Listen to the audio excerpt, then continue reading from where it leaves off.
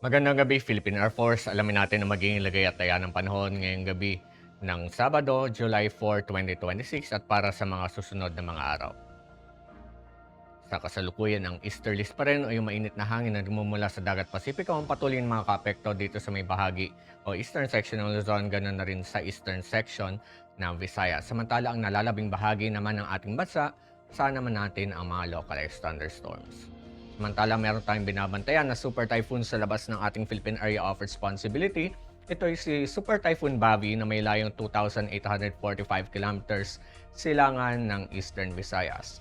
Ito ay may lakas ng hangin na 205 kilometers per hour mula sa sentro at pagbugso na 250 kilometers per hour. Ito ay kumikilos westward sa bilis na 10 kilometers per hour. Sa ngayon ay malayo pa naman ito sa ating Philippine Area of Responsibility, ngunit inaasahan na papasok ito ng ating PAR sa darating na Miyerkules. At kapag pumasok ito ay bibigyan ng local name na Inday.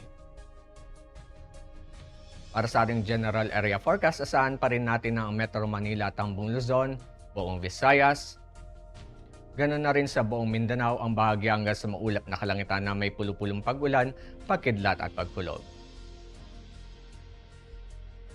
Para naman sa mga susunod na araw sa mga piling lugar dito sa ating bansa dito sa Metro Manila, Cavite, Lipa, Angeles, saan natin sa darating na Lunes hanggang Miyerkules ang bahagi hanggang sa maulap na kalangitan na may pulupulong pag-ulan, pagkidlat at pagkulog. Samantala sa Puerto Princesa at Kalayaan Islands, asahan naman natin sa darating na Lunes at Martes ang bahagi hanggang sa maulap na kalangitan na may pulupulong pag-ulan, pagkidlat at pagkulog. Samantala sa darating na Miyerkules, naasahan ang maulap na kalangitan na may kalat-kalat na pag-ulan, pagkidlat at pagkulog.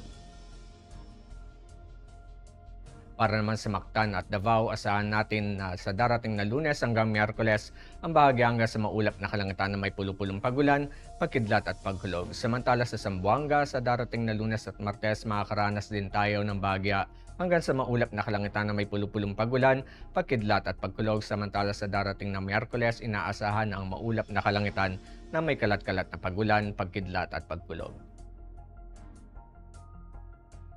Ang haring araw ay lulubog mamayang 06:30 PM at ito naman ay sisikat bukas ng 05:32 AM.